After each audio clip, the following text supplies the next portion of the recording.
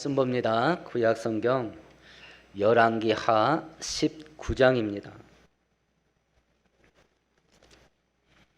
595페이지입니다.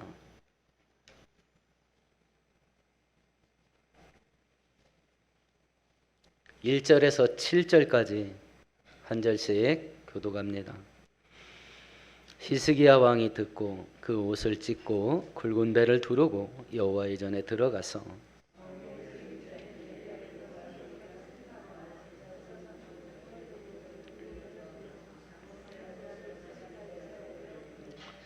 그들이 이사야에게 이르되 히스기야의 말씀이 오늘은 환난과 징벌과 모욕의 날이라 아이를 낳을 때가 되었으나 해산할 힘이 없도다.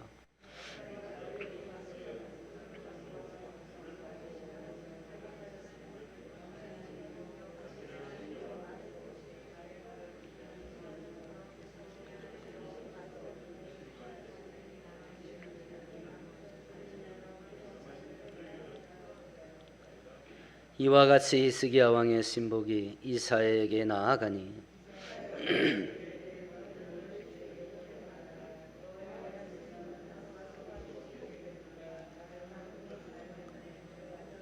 함께합니다. 내가 한 영을 그의 속에 두고 그로 소문을 듣고 그의 본국으로 돌아가게 하고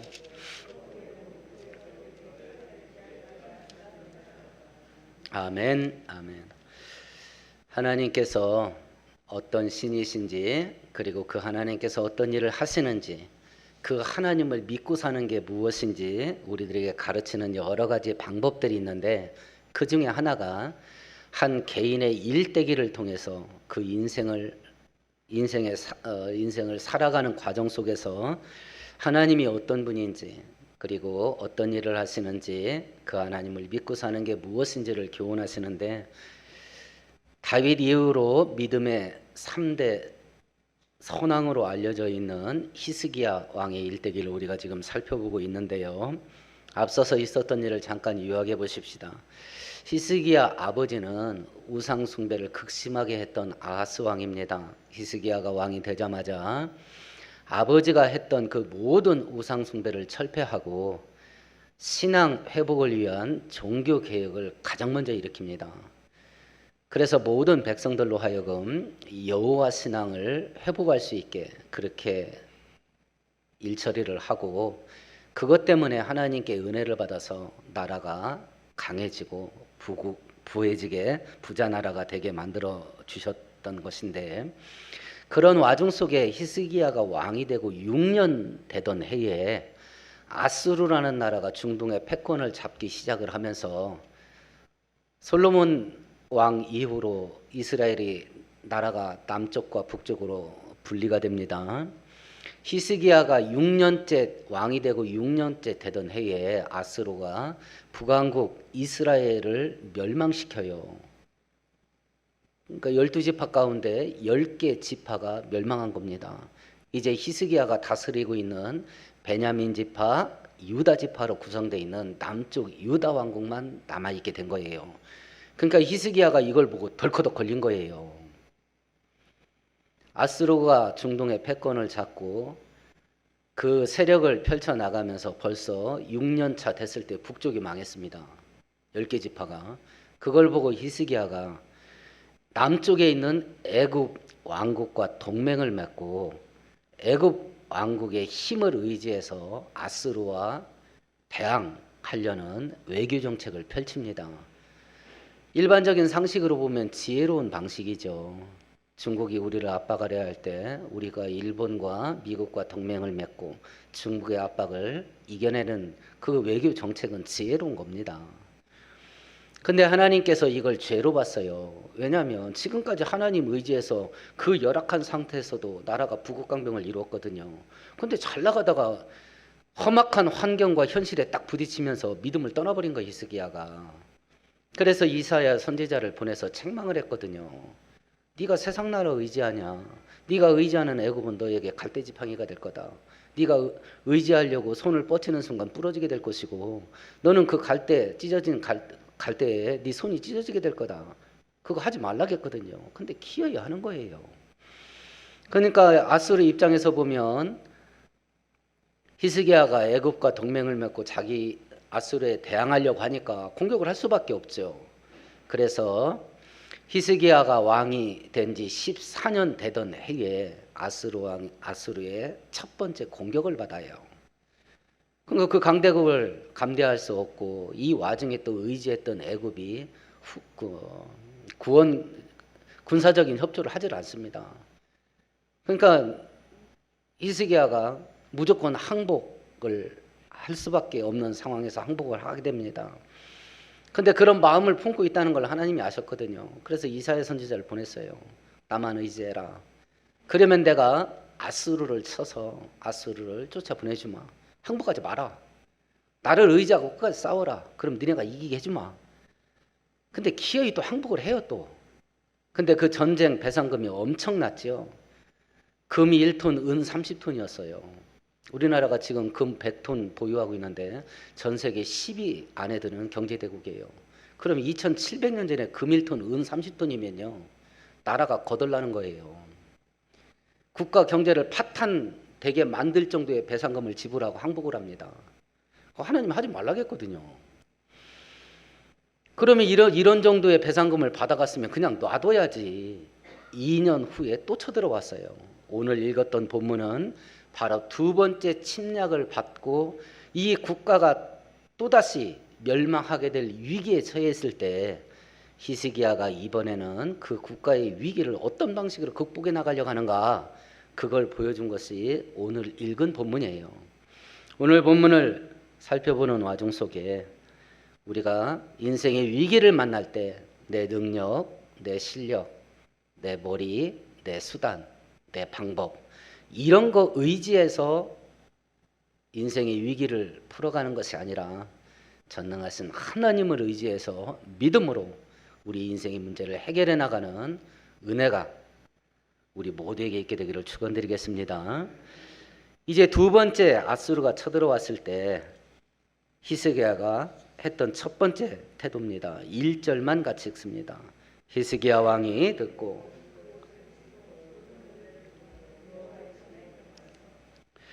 히스기야가 아수르가 두 번째 쳐들어오고 이제 예루살렘이 포위가 됐습니다.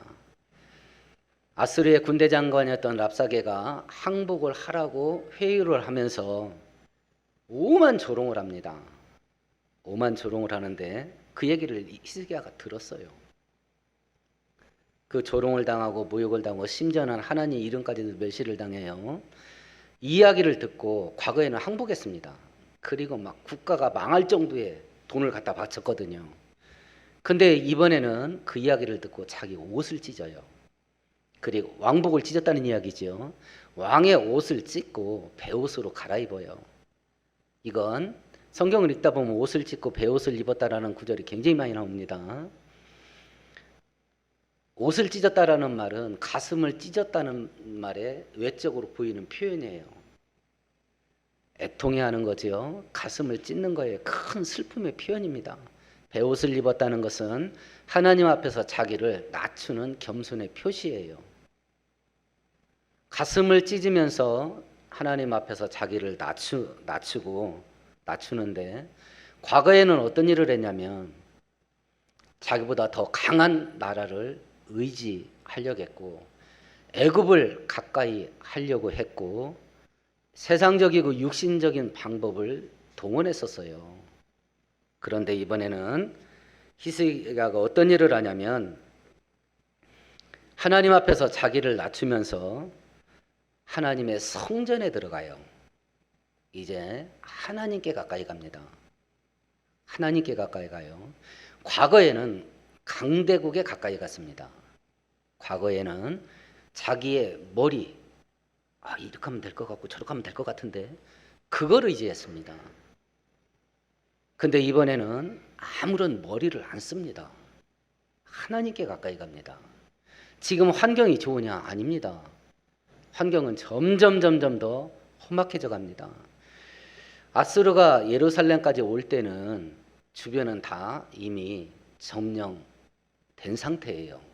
예루살렘만 포위된 겁니다. 그것만 남은 거예요. 그런 와중 속에 이제 히스기야는 하나님께 가까이 가고 하나님께 돌아가요. 그러면 이렇게 만든 과정이 뭐였을까? 그렇게 믿음 좋았던 히스기야가 하나님을 떠나게 만들었던 계기가 됐던 것은 왕이 되고 6년 차 때 생긴 일이에요. 아수르가 중동의 패권을 잡아가면서 북쪽 이스라엘 왕국이 망하는 걸 딱 보고 겁을 먹은 거예요. 야, 이거 어떡하냐 이제. 저쪽은 10개 지파가 망했는데 우리는 겨우 2개 지파인데 이거 어떡하냐 이거 라고 하면서 세상적인 방법을 쓴 거예요.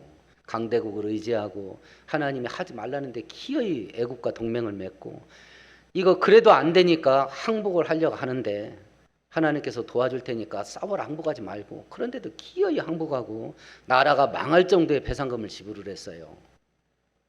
그러니까 눈에 보이는 현실 따라가는 거예요. 눈에 보이는 현실 따라. 그러니까 살랑바람만 불어도 인생이 막 사시나무 떨듯이 떨리는 거예요. 이거 뭐 어떻게 해야 되냐 이거. 그러면서 그 위기를 극복하는 방법을 계속 육신적인 방법만 쓰는 거예요. 신앙의 길, 믿음의 길을 따라가지 않습니다. 누가요? 그렇게 믿음 좋다고 인정받은 3대 믿음의 왕 중에 한 사람이요. 그래서 신앙은 항상 현재형입니다. 항상 현재형이에요. 지금 내가 어떡하냐 그걸로 결정되는 거예요. 그걸로 결정되는 겁니다. 오늘 영적 전쟁에서 믿음으로 승리하기 위해서는 오늘 이길 수 있는 오늘의 은혜를 받아야 해결되는 겁니다.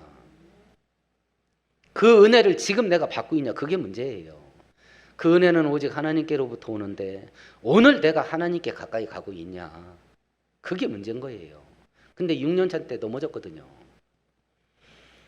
눈앞에 있는 험악한 현실, 눈앞에 있는 두려운 환경들, 그리고 그 모습들, 그걸 딱 보고 믿음을 떠나고 세상적인 방식으로 살아가기 시작하는 거예요. 그 문제를 해결하려 했던 거죠. 그러니까 밑도 끝도 없이 들어가는 거예요 이게. 그 정도 돈 갖다 바쳤으면 오지 말아야지. 왜 그 돈을 받고 또 오냐고. 그러니까 세상적인 방법, 육신적인 방법은 일시적인 효험이 있을 수 있습니다. 그래서 악인들이 계속 악을 행하는 거예요. 효험이 있기 때문에. 근데 그것은 꼭 후유증을 불러오는데 후유증은 더 커요. 더 감당 못할 일들로 후유증이 생기는 거죠. 그 꼴을 보고 이제 히스기야가 이거 아닌 갭이다 하고 하나님께 돌아간 거예요. 결국은 히스기야가 하나님께 돌아가게 만들었던 게 뭐냐면 고난이었어요. 환난이었습니다. 이렇게도 안 되고 저렇게도 안 되는 일이었어요.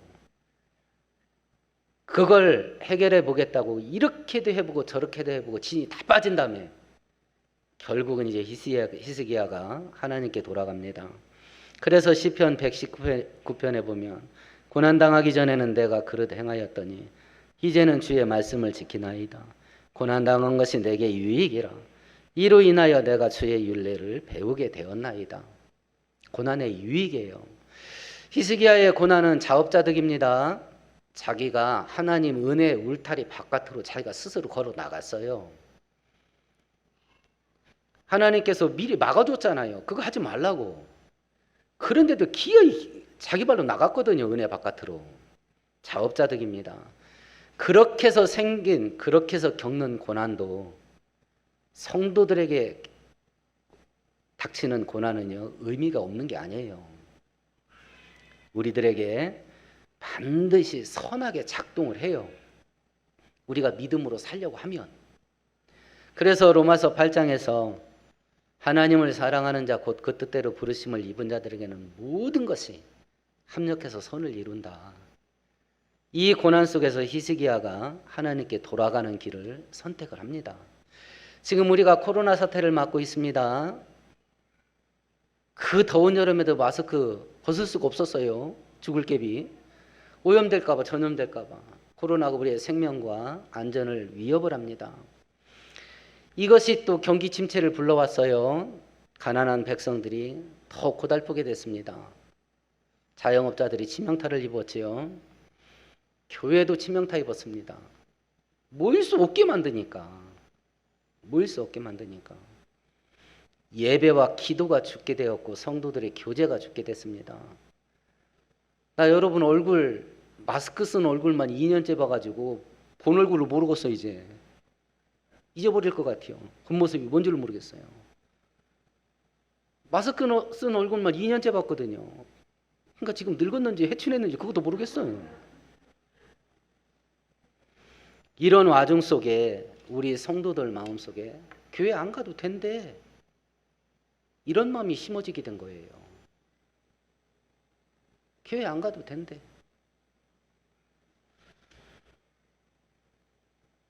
이렇게 우리 환경이, 믿음이, 신앙이 죽을 수밖에 없는 환경 속에서 히스기야의 모습을 바라보면서 적어도 우리는 이 어려운 때에 더 하나님을 의지하고 더 하나님께 가까이 가기로 결심하는 그런 복된 성도 되기를 축원드리겠습니다. 그러면서 이제 히스기야가 기도에 전념을 합니다. 이사야 선지자에게 기도를 부탁하는데 우리 3절을 같이 읽어보십시다. 그들이 이사야에게 이르되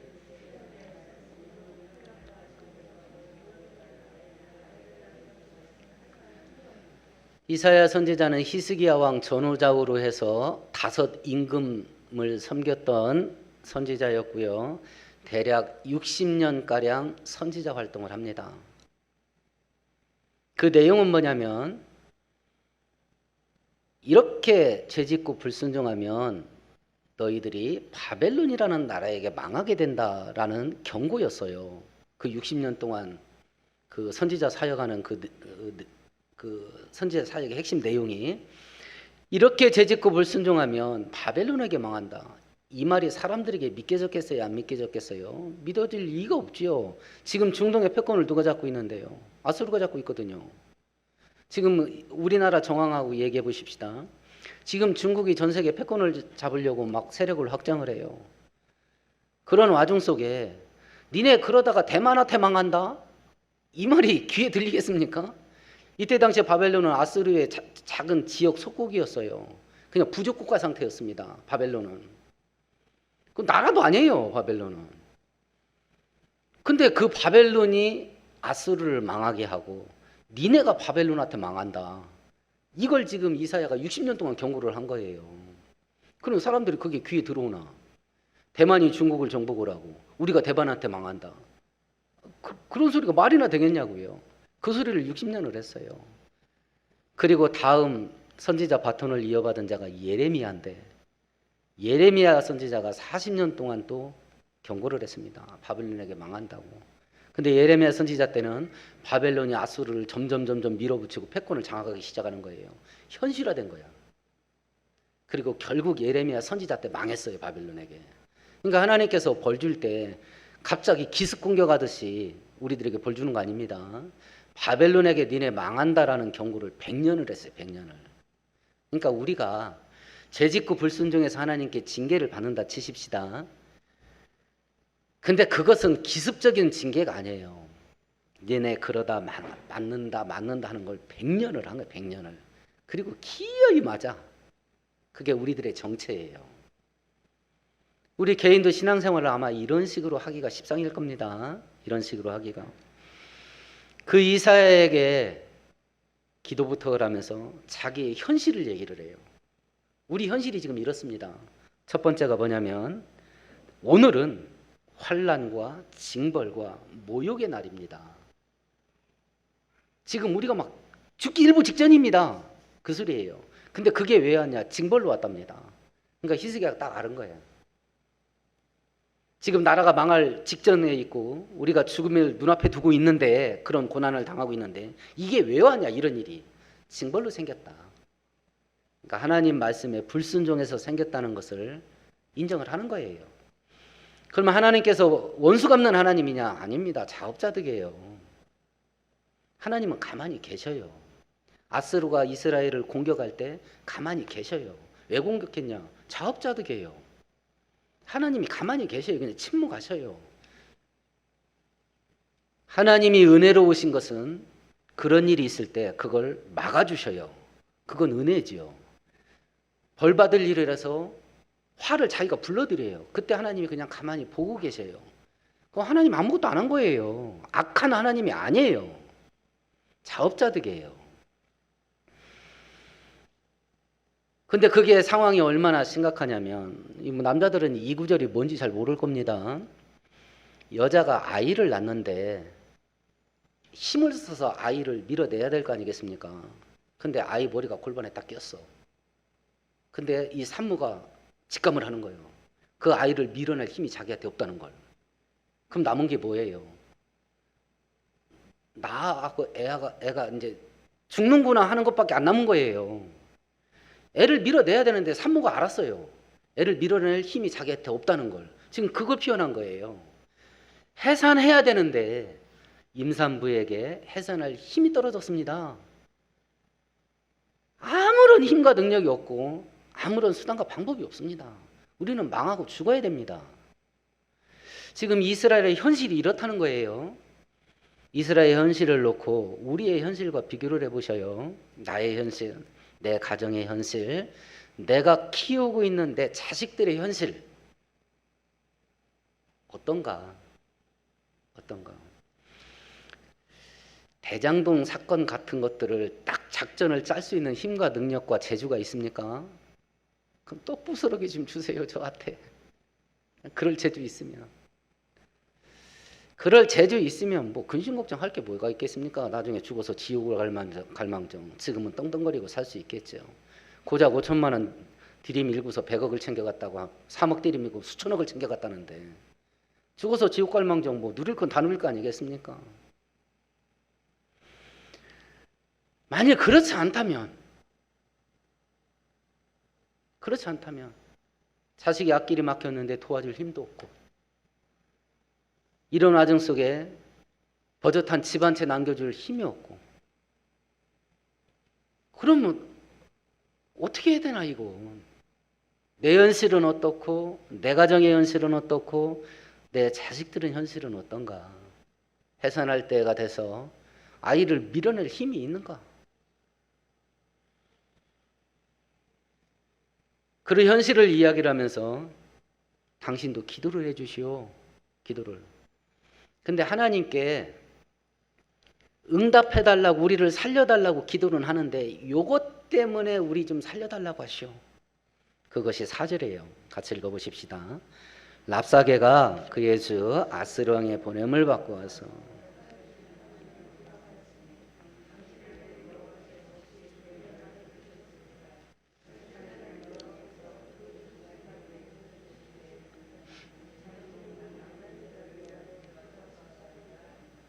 우리를 예쁘게 봐서 우리를 위해서 우리를 살려달라고 기도 좀 해주시오. 이렇게 말하지 않죠.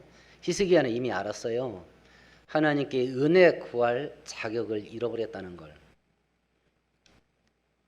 우리를 봐서 좀 도와주세요. 이걸 감히 기도도 못해요. 은혜 받을 자격을 상실했고 은혜 좀 주세요라고 간구할 자격마저도 상실했다는 걸 히스기야는 알아요. 그러니까 우리들을 살려달라고 기도는 하는데 요것 때문에 살려달라고 기도를 하시오라고 한 내용이 뭐냐면 걔네들이 하나님 모욕하고 멸시하지 않았습니까? 우리 봐서 하지 마시고 그 하찮은 것들이 만군의 여호와 하나님을 조롱을 했는데 그 말을 들으시고 그들에게 분노하셔서 그들을 심판해 주시오. 그렇게 해달라고 기도하라고 그랬어요. 그렇게 해달라고. 우리 때문이 아니라 하나님 이름의 존귀함에 아수르 사람들이 먹칠을 했으니 하나님 이름을 영화롭게 하기 위해서 하나님께서 스스로 우리하고 상관없이 쟤네들을 심판하게 해달라고 그렇게 기도하게 해달라고 그래요. 우리를 위해서 하지 마시고 하나님을 위해서 하십시오. 하나님을 위해서. 혹시 오징어 게임이라는 인터넷 드라마 보셨나요? 저는 안 봤는데 그게 전 세계를 뒤집어 놨어요. 그래서 한국의 문화 실력이 세계 최강으로 올라가게 만든 그 드라마예요. 저는 본 적이 없습니다만 그 신문에 보니까 내용이 대체로 어떤 내용이냐면 상금이 456억이에요. 그리고 수백 명이 어떤 게임에 참여를 해요. 그런데 무제한 게임이에요. 상대방 죽여도 돼요. 살아남은 한 사람이 456억 다 가져가는 거예요. 근데 그것이 지금 현재 세계의 현실과 비슷하다. 승자 독식이잖아요. 힘 있는 자가 다 가져가는 거예요. 그걸 빗대서 만든 드라마예요. 그러니까 막 거기서 뭐 편의에 따라서 몇 명이서 연합을 하기도 하고 또 배신하기도 하고 한 사람 남을 때까지. 근데 이 드라마를 만들었던 황동혁 감독이라는 사람이 기독교에 대해서 굉장한 악감정을 가지고 있는 것이 그 드라마 속에 막 곳곳에서 나타난다 그래요.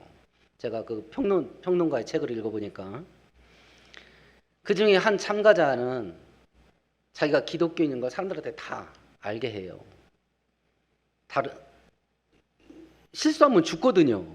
다른 사람을 밀쳐내고 자기가 그 자리를 차지했어요. 그리고 이 사람이 어떤 일을 하냐면 하나님께 감사 기도드려요.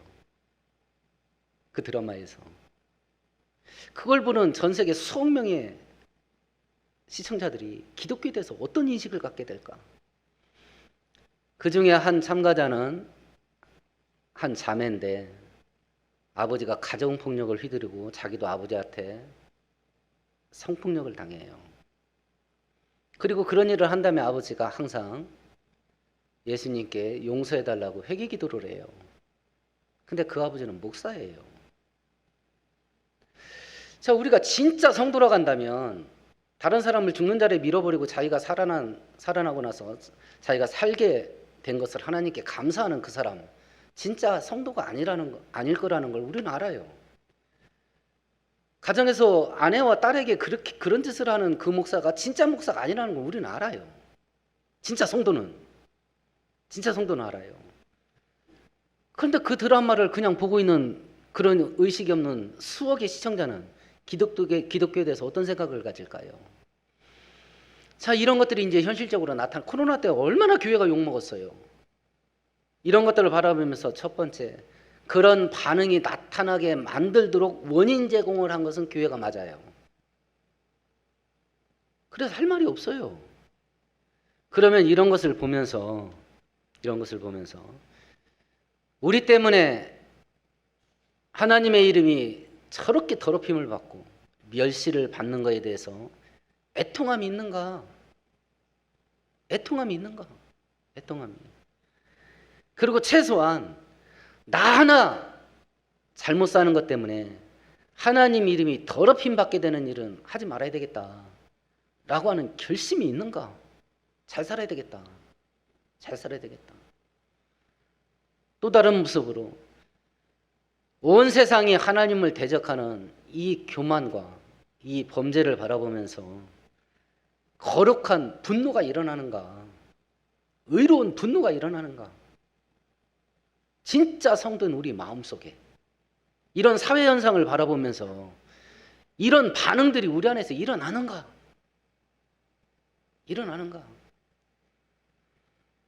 이제 히스기야가 초심으로 돌아간 것 같아요. 그 마음이 하나님께서 히스기야 마음의 중심에 자리 잡은 것 같아요. 우리 중심에는 뭐가 있습니까? 우리 중심에 내 인생의 중심이 뭐예요? 늘 세 가지하고 비교하세요. 돈과 성공과 출세와 편하고 재밌고 즐기면서 사는 것. 내 중심에 이것이 이 세 가지가 있냐? 아니면 하나님이 있냐? 아니면 섞여 있냐? 그리고 결정적인 무엇인가 결정을 하고 선택을 할 때 어떤 것이 주도적으로 작동을 하냐? 하나님이 내 인생을 끌어가는 역할을 하시냐? 아니면 돈과 세상에서의 성공과 출세와 편하고 재밌고 즐기면서 사는 것이 내 인생을 끌고 가냐? 결정적인 순간에 내 인생의 어떤 기로에 섰어요. 이 결정은 내 인생이 어떻게 흘러갈 건가를 결정하는 아주 중요한 기로예요. 그때 뭐가 그것을 행사하냐? 대체 그때 그 순간에 무엇이 나에게 힘을 행사하냐? 내 인생을 끌어당기냐? 라고 했을 때 하나님이 될 수 있게 되기를 축원드리겠습니다. 이렇게 하나님께 전적으로 돌아갔을 때 하나님께서 응답을 주시네요. 7절을 같이 읽어봅니다. 내가 한 영을 그의 속에 두어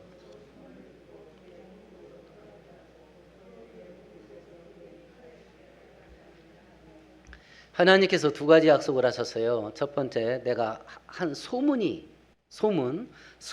떠돌게 할 거다. 근데 아스로 왕이 그 소문을 듣고 군대를 철수시킬 거다. 그러니까 총 한 방 안 쏘는 거예요. 총 한 방 안 쏘는 거예요. 화살 하나 안 쏘는 겁니다. 어떤 소문을 듣고 아스로 왕이 군대를 철수하게 하겠다는 거예요. 그러니까 이스라엘 백성들이 한 일이 뭐가 있어요? 아무것도 없어요. 그냥 지가 알아서 물러나는 겁니다.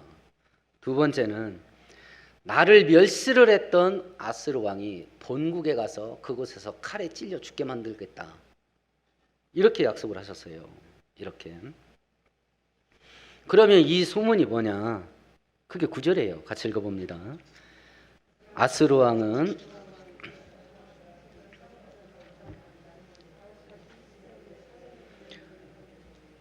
지금 아스로 왕이 예루살렘을 공격하고 마지막 공격을 하고 포위하고 마지막 공격을 하고 있는데 남쪽에 있는 구스 왕이 군대를 동원해서 아스루의 후면을 공격하려고 한다는 소문이 도는 거예요. 구스 왕이 실제로 군대를 동원했냐 안 했냐 모릅니다. 소문이 들리는 거예요. 아, 남쪽에 있는 구스 왕이 군대를 동원했다. 이 소문을 듣고 지금 8절에 보면 예루살렘을 포위 공격하는 것은 군대 장관 랍사게예요. 근데 아스로 왕은 어디에 있냐면 림나에 있어요. 그러니까 최전선에서 후방에다가 진을 치고 아스로 왕이 지휘하고 있고 실제 예루살렘을 포위하고 공격하고 있는 것은 랍사게예요. 근데 8절에 보니까 랍사게가 군대를 철수하고 자기 왕 있는 곳으로 갔대요. 왜 군대를 철수했냐? 랍사게 군대 장관 랍사게가 마지막 공격을 멈추고 그 이유가 9절이에요. 구스 왕이 군대를 동원했다라는 소문을 듣고 예루살렘 포위를 풀고 군대를 끌고 자기 임금하고 합류한 거예요. 왜냐하면 밑에서 구스 왕이 올라오면 자기 왕이 위험하니까. 그래서 예루살렘 포위가 풀린 거예요. 우리가 믿는 하나님이 누구신가? 보이지 않지만 살아계시고 전능하신 하나님이에요. 그래서 불가능한 것이 하나도 없어요. 단순히 소문만 떠돌게 하는 것 가지고도 중동의 패권을 잡고 있는 아스루 군대를 물리칠 수 있는 그분이 하나님이에요. 히스기야가 아스루 군대를 물리치려고 오만 가지 방법을 다 쥐어짜내고 나라를 막 거들을 날 정도로 이 방법 저 방법을 썼잖아요. 그래 안 돼요. 근데 하나님께서는 생각하지도 못했던 방법으로 이걸 해낸 거예요. 그러니까 웬만하면 이걸 어떤 방법으로 해결하지? 이 방법 생각하는 일에 스트레스 받지 마세요. 우리가 대장동 사건 만든 놈들이 아니라면 해결 방법 못 찾아요. 못 찾습니다. 근데 그 방법이 없는 것 때문에 스트레스 받잖아요. 근데 성경을 보면 방법은 누가 찾아요? 항상 하나님이 찾았어요. 그러니까 애초에 방법은 하나님께 맡기는 거예요. 그리고 나는 내 형편, 하나님 애를 낳아야 되는데 힘이 없어요. 이러다 죽을 것 같아요. 하나님 지금 고난과 환난이 막 몰아닥치고 있는데 나 어떻게 해야 될지 방법을 모르겠어요. 그건 하나님께 맡기는 겁니다. 방법은 하나님께 맡기고 우리는 은혜를 구하는 거예요. 근데 우리는 기도를 해도 방법까지도 하나님께 알려줘요. 하나님 이 문제를요 이렇게 가지고 이렇게 해서요 저렇게 해서 이렇게 좀 해주세요. 이것까지도 하나님께 코치를 해버리는 거예요. 제가 이걸 왜 할까요? 제가 얼마나 많이 썼겠어요 이 방법을. 가뜩이나 머리도 안 좋은 인간이 이런 식으로 기도를 하니까요 기도할 때 머리가 터져요. 그러니까 기도가 복잡해지니까 응답도 복잡하게 와가지고 이게 응답인지 아닌지 분간을 못 하겠어. 기도가 단순하면요 응답이 화끈합니다. 기도가 단순하면 응답이 화끈해요. 근데 단순한 기도를 하려면 하나님에 대해서 전적인 믿음 그거 하나가 있어야 돼요. 그거 하나가.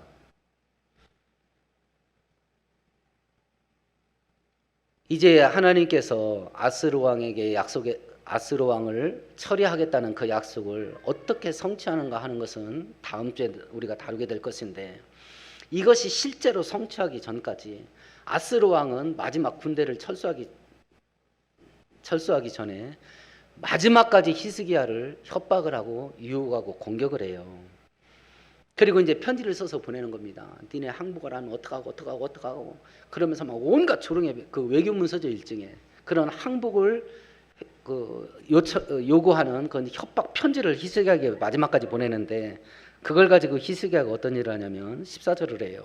같이 읽어봅니다. 히스기야가 사자의 손에서 편지를 받아보고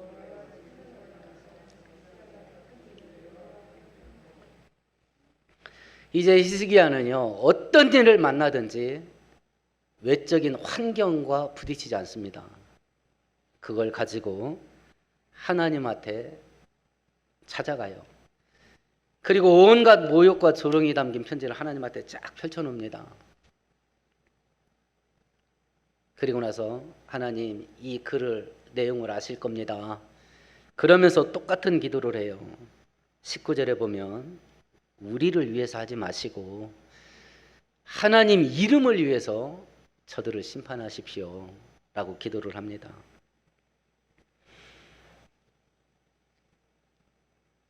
이 일련의 과정을 통해서 히스기야의 내면의 변화를 우리가 살펴보십시다. 이제 믿음이 무너지기 시작할 때는 세상과 가까워집니다. 세상적인 힘, 세상적인 능력, 세상적인 수단과 방법, 그것을 더 의지하고 그것을 더 찾아다녀요. 근데 만사가 다 무효입니다. 두 번째 나라가 망할 위기에 처해져 있을 때는 이건 아니다. 하나님께 전심으로 돌아가는데, 이 하나님께 전심으로 돌아감에 있어서 그 심령에 흔들림이 없는 게 중요해요. 휘둘리지 않는 거. 그래서 잠언서에서도 우리에게 무릇 지킬 만한 것보다 네 마음을 지켜라. 생명의 그러니 거기에서 난다. 이게 흔들려. 하나님 한 분에게 초점을 맞추고 전심으로 하나님께 돌아갑니다. 이 히스기야 1년의 사건을 바라보면서 우리가 생각해야 될 게 뭐냐? 내가 지금 무엇을 가까이 하는가? 세상을 가까이 하는가? 아니면 하나님을 가까이 하는가?